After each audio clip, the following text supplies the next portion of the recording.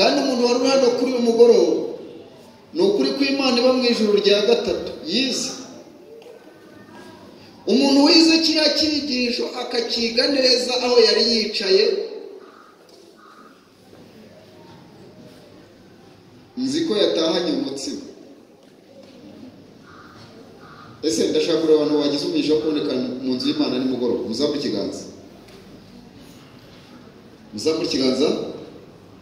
Aha, Imana iba umugisha.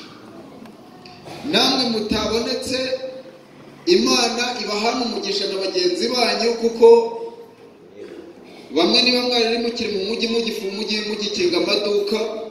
Ndashima Imana ko uyu munsi muri amasaha y'igitondo mwicaye mu nzu y'Imana. Uwiteka abaha umugisha. Hari umuntu twaba tugiye kuganira bwa mbere ijambo ry'Imana, akaba aribwo bwa mbere muhagaze imbere mu buzima bwe, nta n'ahandi hantu nzi. Zamura ikiganza. Aha, zamura ikiganza. Aha, murakoze cyane. Yesu ashimwe. Ndishimye cyane nanone ndishuka. Aba bantu mubonye ko ari igiterane. Ubu abantu ngiye guhagarara imbere bwa mbere,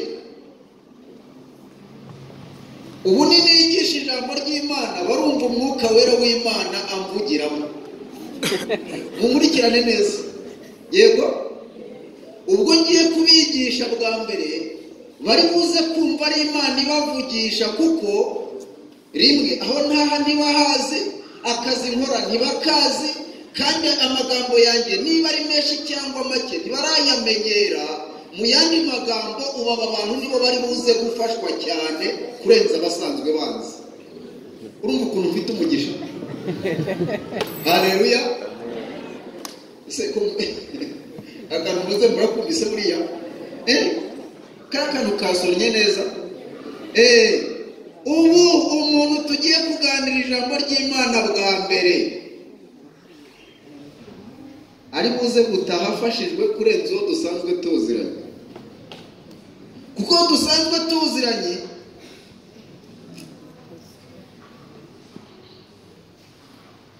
uri kunde imitima yacu iteye yarantangaje. Uyu munsi umuntu aza mu materaniro, ijwi ry'Imana rikavugana n'umutima we, agataha yikomanga ku gatuza, ati ubu ndabigenza nte ngo umutima wanjye uzabe muzima ko numva urwaye. Ejo yagaruka agatsindwa gakeya ugereranije n'uko ejo yari yatashye ameze. Ejo bundi yagaruka akumva ubuzima bw'abanyabyaha, n'ubundi nabo n'ababwiriza nabo ni abanyabyaha bagenzi be. Ejo bundi yagaruka icyumweru yagikomangira, amaze kukirangiza kamere ye itabaho n'ikinongo, igihe kiragira akavuga ati atari cyiza n'icyo Uwiteka ntacyo azadutwara.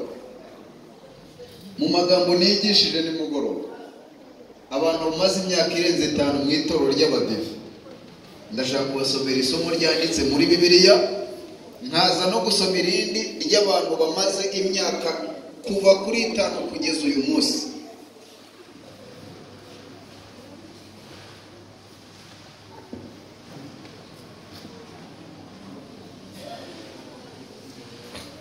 Yesu ashimwe. Ariko kuki umutima umpamiriza ko mutaraba mu mwanya wanyu ni ukubera iki? Muhaguruke mbasengere. Nanjye ndumva ntaremera yuko umuntu wese ari mu mwanya we. Kandi reka mbasaba ikintu. Umubwiriza najya guhaguruka agiye kwigisha. Iyi gahunda yo kuramya itandukanye n'ishuri ryo ku isabato.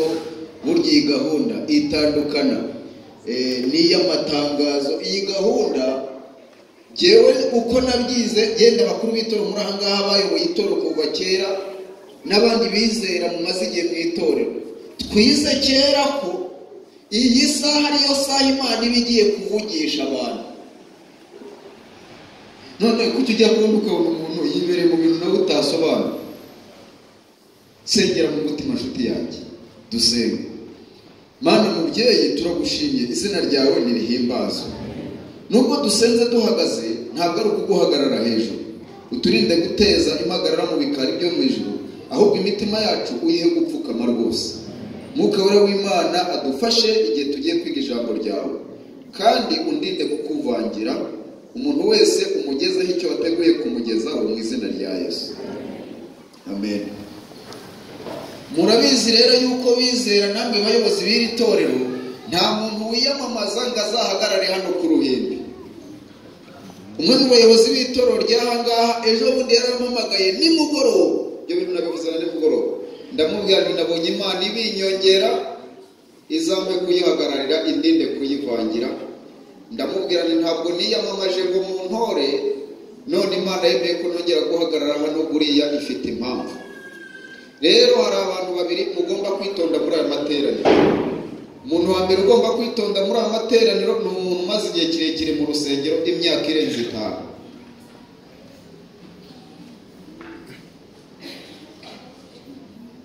Tubanze dusome isomo riri muri Bibiliya kugira ngo mbanze mbabwire iby'ibyo bintu mvuze.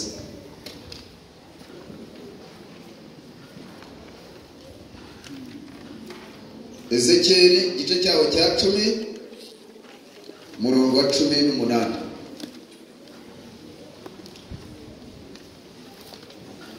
Reka mpere ku murongo wa 4 wa 18 mwihorere. Ezekiyeli igice cyaho cya 10 murongo wa 4. Dusome.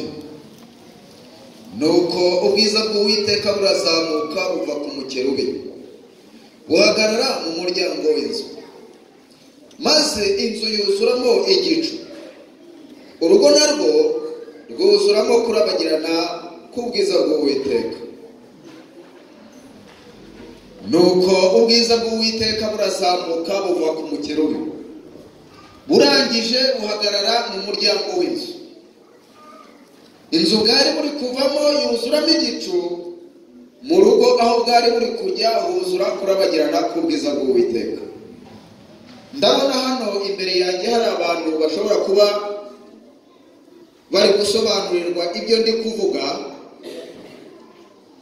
Imana ibafashe kumva neza iri somo. Hari undi muntu waba utumva ikinyarwanda akabakoresha urundi rurimi, waje muri aya materaniro ngazamura ikiganza cy'iburyo kugira ngo tumushakire umuntu wamufasha. Umuntu utumva ikinyarwanda akaba yumva icyongereza, hano hari abantu bize, niba arimo yazamura ikiganza kugira ngo habeho uburyo bwo kumufasha. Niba kandi ntawe, mwese tukaba tugendana n'abandi bafite ikibazo bakaba bari gufashwa, munyemerere tujye mbere twumve amateka n'amakuru y'iri somo. Hano haranditswe ngo nuko ubwiza bw'Uwiteka burazamuka buva ku mukerubi, burangije buhagarara mu muryango w'inzu. Inzu irangije yuzuramo igicu, mu rugo aho bwajyaga harangije huzura kurabagirana k'ubwiza bw'Uwiteka. Mu Byahishuwe 11 murongo wa 1 n'uwa 2 haranditse ngo nuko bampa urubingo rusa n'inkoni bati haguruka ugere urusengero n'igicaniro n'abarusengeramo. Ariko urugo rw'urusengero rwo nturugere, urwihorere, kuko urugo rwahawe abanyamahanga, kandi abanyamahanga bagomba kumara amezi 42 barukandagira, biryogora uko bashaka, buri muntu wese yidagadura. Ayo mezi 42 abanyamahanga bagomba kuyamara bakandagira ahitwa mu rugo. Ni ubuhuru.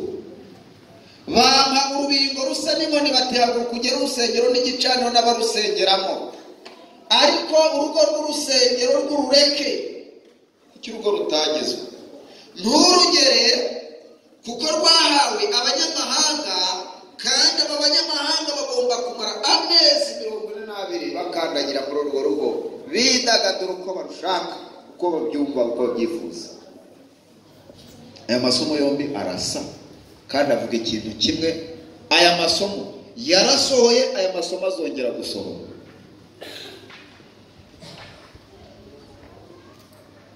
iri somo rya mbere ryarasohoye, irya kabiri ryarasohoye, iri somo rizongera kwisubiramo, rizasohora.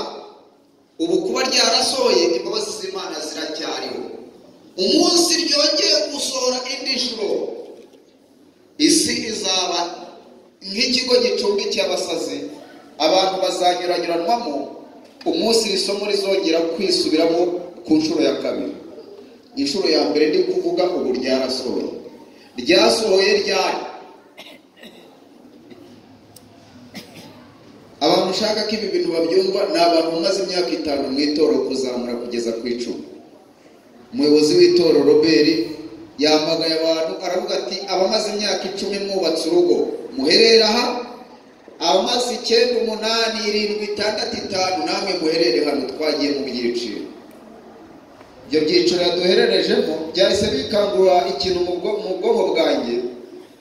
Buri muntu wese aba agomba kubwirwa ibimureba, ariko nahise njya kure cyane. Hari igihe umuntu avuga akantu ubwonko bwahita bwirukanka. Nahise mvuga nimba umaze imyaka 10 rutarasenyuka, nahumure nta naho ruzajya. Kandi ukoze icyegeranyo kiziri gusenyuka cyane, ntabwo ari izimaze igihe, iziri gusenyuka cyane, imyaka 3, 4, 2, 1 n'igice 5 kumanura hasi. Bo bari mu mibare yo kuvuga ngo mbese afite akabanza yaguze ahantu, ntacyo turasiga ejo tugapasu. Naho ibitekerezo biba biri. Ubu kurwubaka muri iyi minsi ni ukurwubakira ku mutwe. Kera abantu bashatse mu gihe cyashize mu 2006, mu 2005, mu 2000, mu 2001, 2003 bakaba bagifite ingo ntaho zizajya ni mu ngore zizasenyuka, kuko imiraba yazikubiseho ngo zisenyuke ni myinshi. Ubu abantu mugomba kuririra, nabariho muri iki gihe ahisi abantu bayo bose bamaze kuba intaragahanga. Murahura n'umuntu akagenda yivugisha. Abantu mu bibare maze imisigana n'ijambo ry'Imana mu mavuna, nababwiye iby'umuntu waguye Nyabugogo ageze kwa Mutangana. Twahoze tumuganiraho na madamu turi mu rugo, aho yagiye kubaza ifu y'ubugari, bakamubwira ngo ikiro cy'ubugari ni 1000. Ati ye, ifu y'ubugari yageze ku 1000. Ifu y'ubugari yageze ku 1000, yarabibarije kwa Mutangana. Ifu y'ubugari yageze ku 1000. Ifu y'ubugari yageze ku 1000, arazamuka nta handi ngo bacuruza imbuto ndetse n'imboga muri marato. Ifu y'ubugari yageze ku 1000, aragenda no kumashyira mu ifu y'ubugari ni 1000. Erega ubwonko buhita bwihindukiza gutyo. Aragenda azamuka muri etaje ya mbere, ya kabiri, ageze mu ya 3, akivuga ngo ifu y'ubugari ni 1000, ahita amanuka basanga yashwanyutse agarama. Kandi ibyo byabaye, uwo muzi mwumvise Nyabugogo wagiye agiye gutega imodoka agahita yikubita imbere, akagwa muri gare atarwaye, atagize ati. Byabaye nk'uyu munsi, iwo ngura we bimuba hejuru. Mwakarama nk'umuntu wakomeza kwifuza isigewe. Ubu muri iyi minsi gupfa nibyo byiza kuruta kugumya kubaho. Abantu muri gusengera kurama, mwebwe muri gusenga nabi, nta nubwo Imana yasubiza iryo shengesho ryanyu. Reka abantu mwese mwirirwa musengera kurama, mwe muri gusenga nabi, ni ikimenyetso kigaragaza ko bamwe mukiri ab'isi, nubwo muvuga ngo muzajya mu ijuru. Umuntu w'Imana uzi gusenga neza muri iyi minsi ntagisengera kurama. Nzabereka icyegeranyo cyakozwe n'abahanga. Ariko mujye mutega ijambo ry'Imana rivuga ngo umuntu azahunga ingwe ahure n'idubu. Muri iyi minsi uri guhunga ingwe ugahura n'idubu. Nuticwa n'indwara y'icyorezo, inzara irakunangura. Inzara nitagukubita hasi, umugore washatse gukubita ifuni. Umugore natagukubita ifuni, umwana wawe akwivugana. Ubu umuntu ari guhunga intare agahura n'idubu. Yesu ashimwe. Ubu umuntu usengera kurama wari gusenga nawe.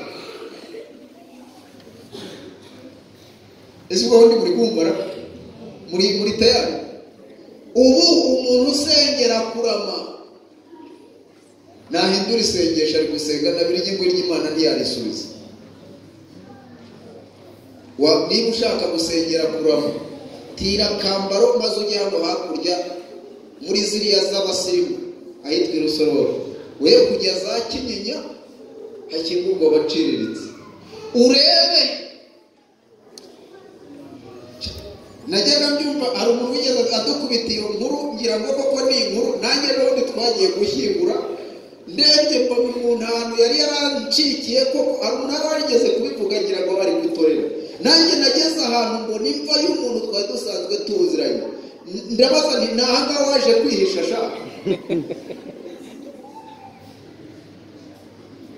nta mwaka ushize ntabwo nari nkimubona, ariko nugenda kuri biriya bituro nta gituro cyo mu 2006 uri buboneyo, nabyo birahari ariko ni ibya kera. Nta gituro cyo mu 2020 uri buboneyo, uraza kubona kuva 2021, 2022, 2023 uraza gusanga ni ikintu cy'igitari kiva hano kikagera za Kinyinya. Uragenda ugasanga nta wa 2020 uhari, bose ugasanga 2021 ubu hariho impfu z'ibiturumbuka tazakira. Ukuba wabyutse ukaza usindagira uza hano ku rusengero ni igishoro Imana yaguhaye, ntukagipfusha ubusa cyangwa ngo utete ubumenifu. Turiho mu gihe cyo kugabanuka kw'abantu ku isi cyitwa depopulation.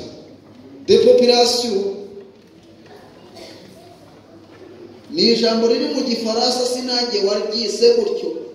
Abahanga muzabaze mutese ko umubwiriza yageze atubwira akavuga ngo ijambo ryitwa depopulation. Burya yashakaga kuvuga iki? Abantu bagomba kugabanuka ku isi, turiho mu gihe cyo kugabanuka kw'abantu ku isi. Kandi nta muntu ugomba kubuza uyu murongo ugomba kubaho.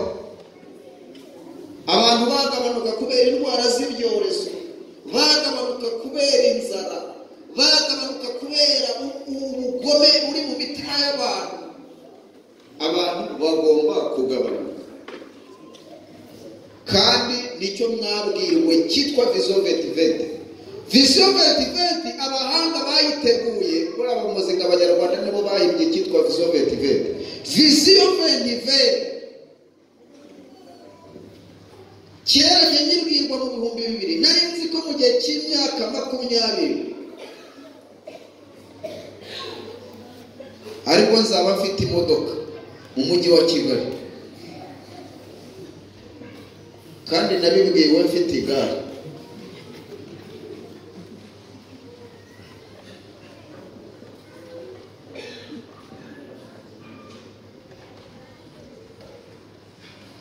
Kugira ngo urebe neza yuko icyitwa Vision 2020 kitari iterambere ryo kubaho neza no kugagawara no gukira ngo ugere ku rwego ruhanitse, ahubwo ivuga ikindi kintu. Nuko uyu mwanya umuntu uri ahangaha uzi utaraguze inkweto mu myaka 2 ishize, ubu kugira ngo azayigure keretse nakata ku butaka bwe akagurisha akantu k'akaryonyori, nubwo yagurisha metero 2 bakamuha 1000 desa agakuramo n'ay'inkweto. Ubu akazi kawe kazajya gatahana na rasiyo gusa. Ese ko muna mutande banga tugenda muranyumva? Abantu mu nyumba nimuzamura ikiganza ni mu mano. Abagore muzagambirira guhindura amasahani yo mu ngo, mwitugatuge kubigeraho bibananire, mugumye murire kuyacuye.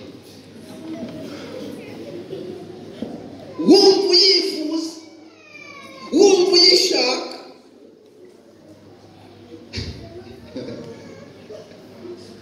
Muri Amosi igice cya 5 umurongo wa 3 haranditswe ngo umudugudu w'inzu ya Isirayeli batabaraga bajya ku rugamba ari ingabo 1000, hazajya hatabaruka 100. Abatabaraga ari 100, hazajya hatabaruka 10. Hepfo haranditse ngo nicyo gituma umuntu wese witonda, umurongo wa 13 w'icyo gice, yakwicecekera mu gihe nk'icyo kuko ari igihe kibi muri iyi minsi. Iri somo, umudugudu w'inzu ya Isirayeli bajyaga ku rugamba ari ingabo 1000, hazatabaruka 100. Kuki abantu amasura menshi nabonaga muri uru rusengero adahari? Bamwe baragiye ahite haza abandi, kandi ibi nabyo ni ubuhanuzi. Mu gitabo cyitwa Ibihamya by'Itorero, umuzingo wa mbere paje 51, abantu mutajya mwiga ibi bitabo mweho rwose, sinzi nzajya mvuga paje nikomereze, ugifite ajya agenda kirebeho, ariko utagifite ajya mbaza ngo nakibona. Haranditswe ngo Elena White yagiye mwiyerekwa, ntabwo yari ari mwiyerekwa, ahubwo ngo yagiranye ibibazo n'abantu basenganaga nawe mu rusengero aho yasengeraga. Ngatanze ubuhamya mu rusengero, barangije barabwanga. Abo bantu arangije ahita afata umwanzuro ati nta nubwo nzasubira kujya gusenga, nsengana na buriya abanyabyaha b'abapagani. Mara gutanga ubuhamya barangiza bakamvuguruza, afata umwanzuro wo gusengera iwe mu rugo amezi 6. Muri icyo gitabo ugifite aza kukizana mwereke, cyangwa aza gusoma iyo paje n'umurangiye. Umwuka wera w'Imana ahita ahagarika kumuvugisha, ntiyongera kumuvugisha kuko yavuye mu rusengero. Agarutse mu rusengero nyuma y'amezi 6, umwuka wera yongera kumugarukaho. Aho yagarukiye mu rusengero naho yanamugarutse. Mu buhamya bwaravuga ati ibyo bintu nabyatuye nk'icyaha. Ubu abantu batari mu rusengero ngo bari mu ngo zabo. Ubundi ikibazo njya nibaza, ntazaguhahamure burya nta bubyutsa kurusha. Yesaya, reka bisome isomo riri muri Zaburi ya 87 umurongo wa 2. Haranditswe ngo Imana ikunda amarembo y'i Siyoni, ikayarutisha ubuturo bwose bw'abayakobo. Iri somo rivuga iki? Isomo rivuga Imana ikunda amarembo y'i Siyoni, ikayarutisha ubuturo bwose bw'abayakobo.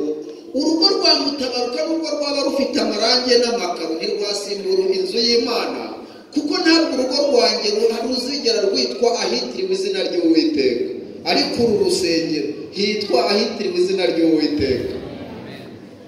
Umuntu arambaje ati Mutabaruka, ati nawe uracyajya mu rusengero muri babanyabyaha?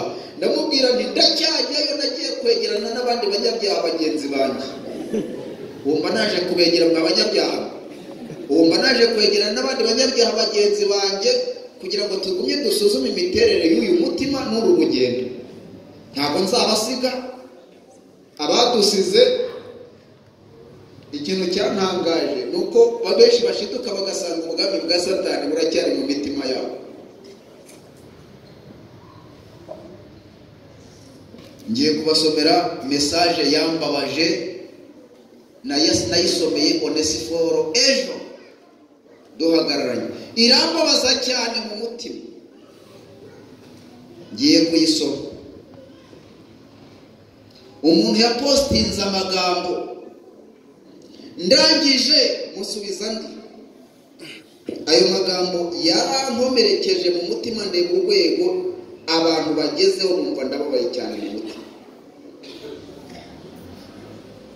Uyu muntu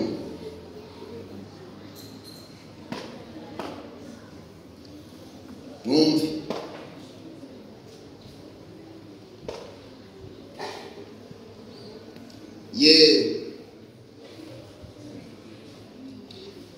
iyi poste yiwe yaravugaga ngo muve inyuma ya Hesironi, muve inyuma ya Ruguri, muve inyuma ya Union y'u Rwanda na diviziyo yacu, muve inyuma ya ambasadazi n'irindi teraniro ryose rirwanya Uwiteka. Ngiyi poste ye kuri WhatsApp uko yavugaga. Mwumve amagambo nahise mwandikira.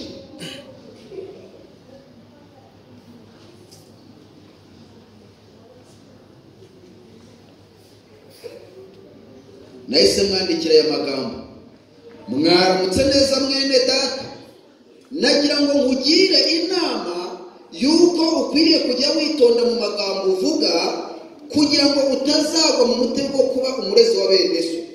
Ntabwo ikibazo ubu abantu bafite ari Hesironi na Ruguri, ahubwo ikibazo twese dufite ni ikibazo cy'icyaha. Rero uramutse uzi uburemere kamere yawe igufiteho, ntabwo wabona umwanya wo kunegura abo mudahuje imyumvire. Wihane niba umutimanama wawe ugikora neza. Magambo namushubije murayumvise? Umva nawe uko yahise ansubiza. Yahise ansubiza ngo nari mbizi ko uri buze kugira iyi reaction.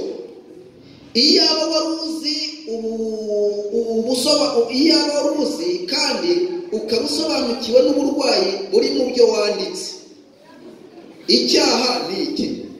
Niba ubwiriza umbabarire si ukukubahuka. Icyaha ni iki? Niba ubwiriza umbabarire, umva ko wiyita umubwiriza. Nkubwiye amagambo yambwiye hepfo y'ubushizi bw'isoro. Mbuze uko mbigenza, nahise mwandikira nti mbabarira ntiwongereho ibindi turekeraho. Kuki wumva ari wowe wagira abandi inama ubona wowe nta wakugira inama? Ibyo ubwabyo ni uburwayi. Bibiliya ivuga ko ubwenge buva mu ijuru bwemera kugirwa inama. Ngiki kibazo dufite. Imvuze bike ni chat twagiranye kuri WhatsApp n'umuntu umwe runaka. Rero niba bigeze ku rwego rw'uko abantu dutangira gutonganira mu nzira gutya, biragaragara neza yuko n'abatajumbitse umwuka wo kwinako n'abantu baba batarigumura. Uyu mwuka wo kwigumura kw'itorero baba bawujumbitse uri mu matamata. Ariko ndashaka kuguhamiriza ibintu bibiri. Iyi toro mureba ry'abadivanisi b'umunsi wa karindwi ni itoro ririmo abanyabyaha nk'uko n'andi madini n'amatoro nayo arimo abandi banyabyaha. Ariko Elena White aha yasobanura amakuru y'iri torero yaravuze ngo iyi Imana ihamagaye itorero ryayo n'ibyigize amatorero birahaguruka. Iri toro ry'abadivanisi ryonyine kuba rikitwikiriye umutaka w'isabato rihagarariye amategeko 10 y'Imana. Ntabwo abagatulika babuze uburyo bwo gukuraho isabato. Ni ibintu biri mu mushinga wateguwe imyaka 20 irarangiye.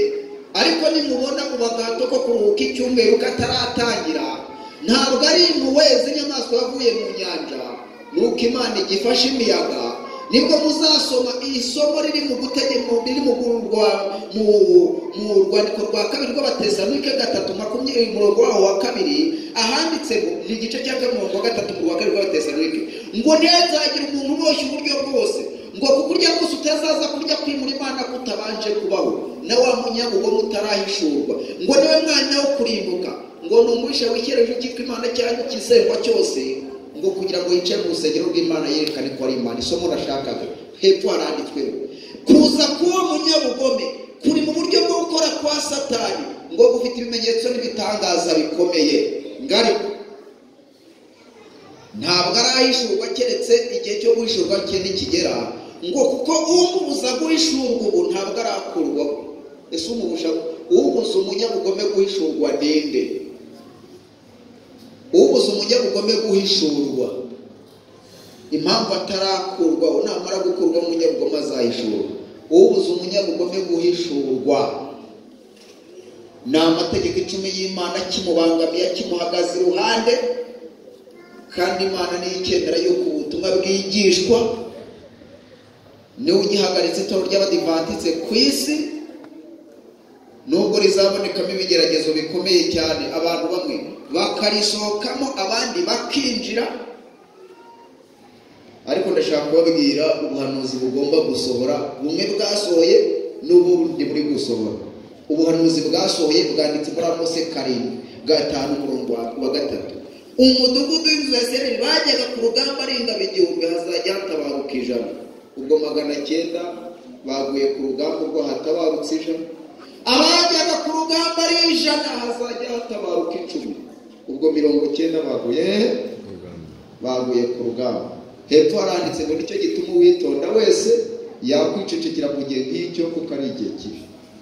Abantu basohotse mu rusengero bagiye hanze yarwo mu ngo zabo no mu ngo zahehe no mu matsinda runaka.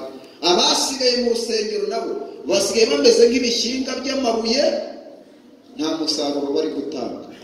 Uramutse usenga ubu wasengera iri torero. Abasigaye mu rusengero ubu hasigaye ibyegamizi n'abanywi b'inzoga n'abanyarukoni n'abasambanyi badafite gahunda yo gucika ku busambanyi. Abandi basohotse bari abanyamasengesho n'abantu batindaga ku karago. Satani nabo batsinze mu gihuru, abagushije mu mutego kuba abarezi babemese. Hatabaraga 1000 ubu hari gutabaruka 100, hatabaraga 100 ubu hari gutabaruka 10. Umuntu se w'umunyamasengesho wese asengera iri torero kuko rirageraniwe. Ubu natwe basigaye mu rusengero tumeze sikirete. Murayizi sikirete ni nk'igikanga umuntu agendaho ndagahanga, amahame y'ukuri kwa Bibiliya yaramaze gusenyuka mu mutima. Ubu wakubwira abantu basigaye ku mahame y'ukuri kwa Bibiliya. Bamwe baza mu rusengero batakendera umugabane w'icya 10 n'amaturo, abandi baza mu rusengero nk'uyu musore ari kuvuga iby'ukuntu bashaka kugira ngo barebe ukuntu icyiciro cyaje bacyongeramo uburyohe kugira ngo cyongere kiryohera abantu. Ariko usanga umuntu yicaye hariya avuga ati nta n'igihumbi cyanjye nzabaha. Ujya kubona ukabona abantu barukundi ukuntu batari bari kera, kandi kera baragiraga ishyaka ry'umurimo w'Imana. Ubu igihe tugezemo ni igihe cyo kugambura kw'abantu, ariko ni imiterere y'igihe twabonye biza. Tugomba gutega agahanga, ariko ubu ngubu umuntu usenga nabi arasengera kurama. Ngaruka kuri rya somo natangiriyeho maze mpite mbona aho nsoreza. Leta nsoza ikibwirizwa. Ezekiel igice cya 10 umurongo wa 3 uwo 4. Ubwiza bw'Uwiteka burazamuka buva ku mukerubi guhagarara mu muryango w'inzu. Inzu bwavagamo yuzuramo igicu. Mu rugaho bwajyaga huzura kurabagirana k'ubwiza bw'Uwiteka. Abantu benshi igicu cyamaze gukuba mu mitima yacu, dukwiriye gusaba Yesu akakirukana. Kuva 2016 amateka n'abatangiriye nimugoroba kugeza ubu ndi kubona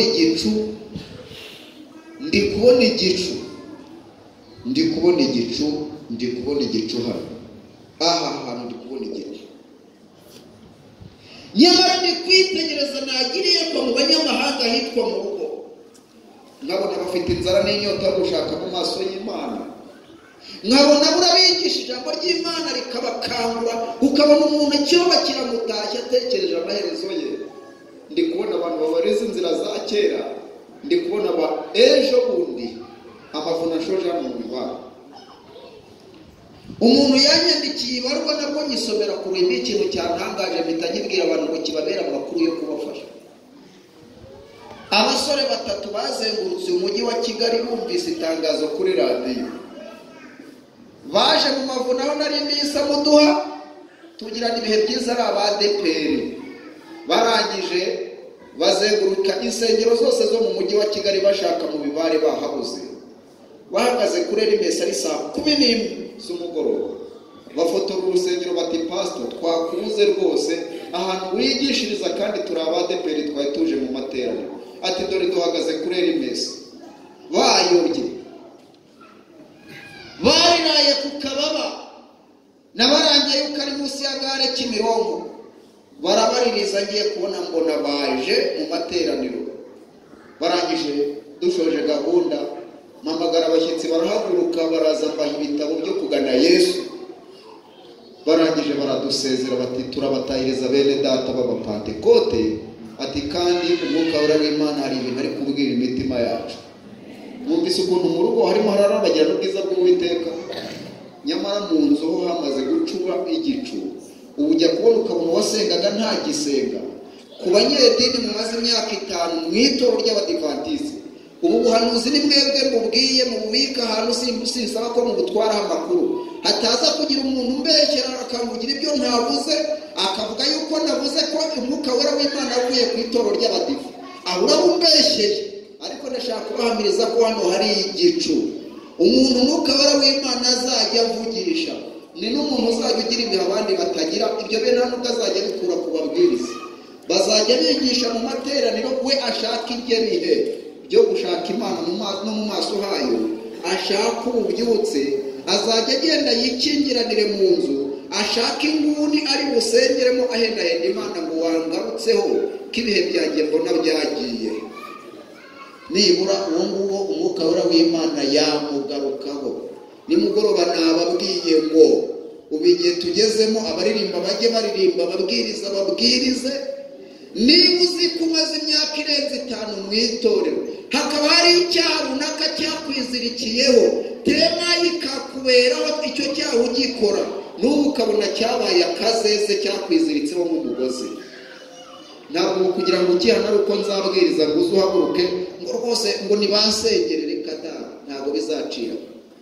Biragusaba gufata umwanzuro ukagenda ahantu runaka, inguni runaka, yaba iy'urusengero, yaba iy'urugo rwawe, yaba ishyamba runaka, ukicara hasi ukubika umutwe mu maguru, ukabaza umutima ngo navutse ryari, nzapfa ryari. Unabaza umutima ati ibi bintu ko ku ngoma ya data bitambayeho, kuki bimbayeho muri iki gihe? Abantu turyama tudasenze, tukabyuka tudasenze, dukubita ibiringiti twirukanka, kuko huzuye igicu. Ubu hari igicu mu bizera, mu baririmbyi hari igicu, mu bayobozi b'itorero hari igicu, ariko hanze harimo hararabagirana ubwiza bw'Uwiteka. Umuntu uri buze kumbeshyera akavuga ko navuze ko umwuka w'Imana yakuwe ku itorero, araza kuba yize icyigisho nabi. Ankurikirane neza, haranditse ngo ubwiza bw'Uwiteka burazamuka buhagarara ku muryango w'inzu. Inzu bwavagamo yuzuramo igicu, mu rugo aho bwajyaga huzura kurabagirana ku bwiza bw'Uwiteka. Iriya ronci ya 2016 twakoze, tukatwara banderole zanditseho ngo totomemba, buriya inzu yari imaze kuzura igicu, mu rugo bari batangiye kubona ubwiza bw'Uwiteka mu banyamahanga, ku buryo n'ubu butumwa tubwiriza abadivanitsi purusa zabo ziriho ni nka 30, izindi ziba ari iz'abanyamahanga. Mbivugiye kuri uru ruhimbi kandi ndi umubwiriza wemewe n'itorero. Mu yandi magambo, ibi ntabwo ari ibintu nabwiriza mu matsinda, sinjya njya mu matsinda yo mu icyo nzavuga nzakivugira ku ruhimbi. Niba rumbeshyera ambeshyere, niba mpamagara nisobanure, ariko ibi bintu mbabwiye bikwiye gukangura ubwoba ku mudivanisi umaze igihe kirekire mu idini, abona kamere yiwe igifite icyitwa ibishashi. Inzu yuzuyemo igicu, kandi n'ubu igicu kirahari. Nukirwanya mu mutima wawe, ntabwo ingingo y'amigisha izakivana, oya. Iki kibwirizwa n'iki mukivanemo, oya. Gira inisiyative, ufata umwanzuro uvuge iki gicu kiramvamo gito. Ushaka ibitabo bigure niba utanabigira. Niba bateguye amaterano y'ivugurura n'ububyutse nk'amavuna nk'aya ngaya, ntuyasibe kumve ko Imana yakwirukana icyo gicu kiri mu mutima wawe. Umwuka wera w'Imana yongera agira ibintu, ingingo zidakora, ibyiyumviro mbese aho amaserire yose yapfuye yo mu mubiri wawe, Imana yakangure kugira ngo ijambo ry'Imana ryongere ritambuke, wumve rimeze nk'amazi ari kugenda ku mutima, mbese wumva ameze nk'amazi apfutse. Nayo mahirwe wagira naho ubundi huzuye igicu. Kuvuga ko huzuye igicu mvuze ko umwuka wera yakuwe ku itorero, nibyo mvuze, mubitware neza. Kuba haruzuye igicu ni imiterere y'igihe tuba tugezemo. None se ko nababwiye ko abantu bamwe bari kuva mu rusengero bagenda bavuga yuko bagiye gushaka ubundi bwiza, bageraho bagasanga kamere zabo ziracyari mbisi. Nk'ubu uyu muntu washubije aya magambo, sinzi niba mwayumvise. harimo ubushizi bw'isoni bwinshi cyane no kutamenya kamere yiwe n'imiterere ye uko yavutse. Ubu rero ikibazo dufite ntabwo ari ikibazo cyaba Byiringiro, si ikibazo cyaba Manase b'abakuru b'amatorero, ikibazo cyaba Robert na ba Mutabaruka si cyo mufite, ntabwo ari ikibazo cy'abayobozi banyu. Ikibazo ubu mufite ni ikibazo cy'icyaha. Ikibazo ubu dufite ni ikibazo cy'icyaha. Niyo mpamvu isomo turi kwiga mu gihe kingana n'ibyumweru 2 ni isomo rivuga ngo kamere itabambwe nta bugingo. Niba kamere itabambwe, Abagalatiya 5:24 haranditswe ngo abakirisitu Yesu babambanye kamere n'iruba byabo ku musaraba. Niba kamere ikikuzamukana, haranditswe mu kugana Yesu ngo abakozi ba Kristo. Niba reka misomo kambanze sume ibi bintu byanditse mu gitabo cyitwa iby'Abadiventiste umunsi wa karindwi bizera, no mu gitabo cyitwa ibibaho mu isi mperuka ku kagingo ka 654 haranditswe ngo abantu bamwe bazajya mu myanya y'abatuvamo. Abantu bashya bazinjira mu myanya y'abatuvamo. Bamwe bari baragiye bajugunywa hanze n'ishungura ryagiye riba, maze bagasigara iruhande rw'inzira. Abandi abatagira icyo bitaho ndetse n'abanenganenzi batigeze bafatanya n'abaha agaciro gahagije intsinzi n'agakiza kuzuye ngo basenge ubudatezuka kandi barwane ntibabibona, maze bigumira mu mwijima wabo. Imyanya yabo bari barimo ifatwa n'abandi. Imyanya bari barimo ifatwa n'abandi. Abantu bose bafungaga zino nguni, nkaba mbajije ngo abantu muri aya materaniro ari ubwa mbere tugiye kuganira, nkabona bararuta mwebwe abari basanzwe. Uba bari bicaye kuri ya myanya, aba bantu nibo baje bayicara. Ngibi nibyo baze gusa, kandi ubu ni ubuhanuzi.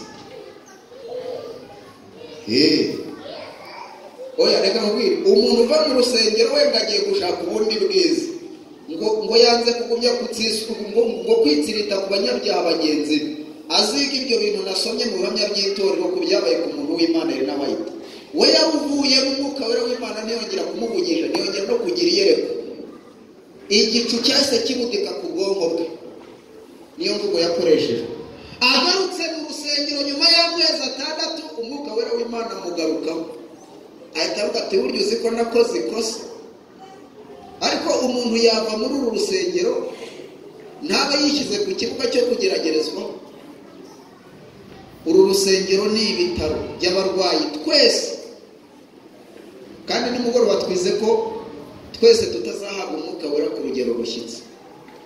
Hari abafite umwuka wera rwose utanagera hano kurushya, hari abandi washyiramo mu ntonga akabuzo.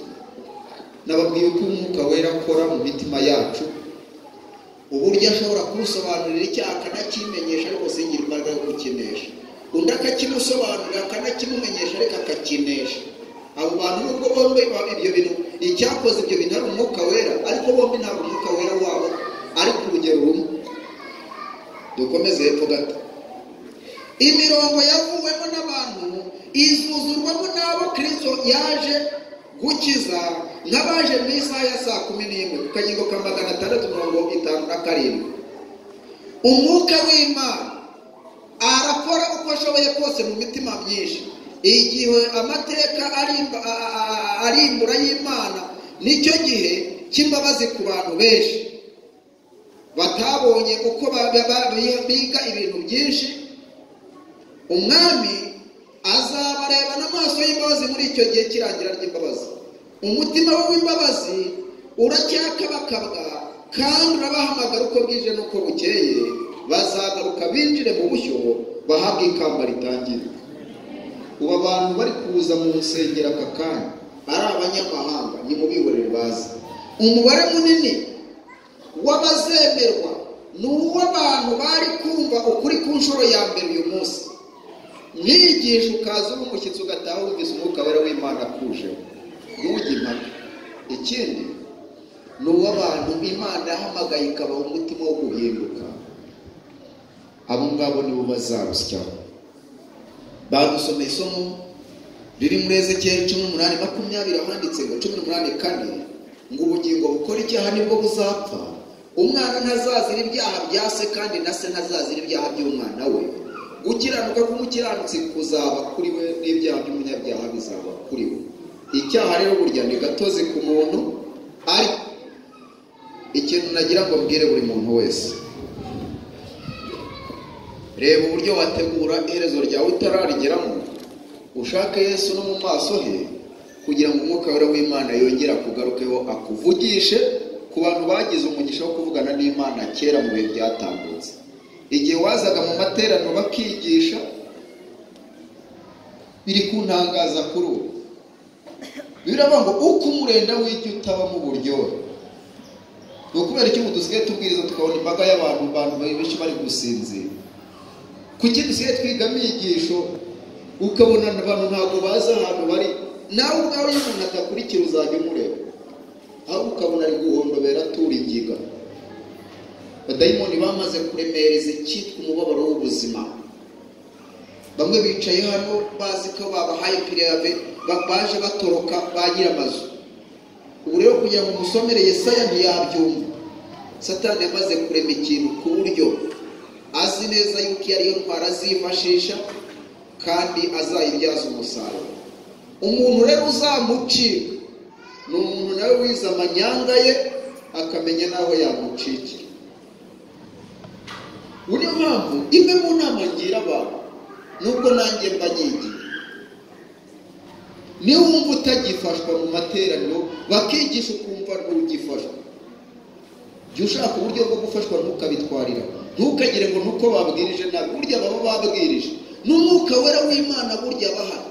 Ahubwo impamvu udafashwa arimo gishegesha ntavura burya ubuzima bwawe bwajemo izindi mbaraga zikurusha ubushobozi. Abatayobowe n'amadeni bayobowe n'ikibazo cy'ubukene. Abatayobowe n'ikibazo cy'ubukene bayobowe n'ikibazo cyo kuba barizirikishije imigozi ibaresha ubushobozi. Nk'umuntu uba mu nzu y'ibihumbi yishyura ibihumbi 100, yakwikakaye agasanga ahembwa 200, umuceri akawugura 42, hagasigara 8,000 kuko 50 yamaze kugenda muri tiki, 100 yamaze kuryishyura inzu, agasanga abana ku ishuri agezemo ibihembwe 2 atarishyura. Nibyo byo nkunda kubwira abantu. Abantu bakwiye gushaka uburyo nabo ubwabo bibabarira. N'ibitabi bazakubwira bati ikiro cy'ibijumba cyageze kuri 500, nako cyageze kuri 700. Ugenda wivugisha ngo ikiro cy'ibijumba ni 700, ikiro cy'ibijumba ni 700, ikiro uhita uza hano kuri arena batanaguhaye urufunguzo utoroka igipangu ugende hariya hejuru uhite wirangiza. Nuko bizagenda. Ubu nawe ubwawe ukwiye kumenya igihe tugezemo icyo ari cyo, ugasaba umwuka wera w'Imana nibura mu gahe gato usigaranye utaza kuko kangana kakaba agahe ko gusenga rwose, umwuka wera w'Imana akakugarukaho. Pawulo yaravuze ngo mpirimbanira kugira umutima utandega ikibi, cyaba icyo nkoreye Imana cyangwa mugenzi wawe. Rero utabaje ngo mbese uriya yabwirije neza cyangwa nabi,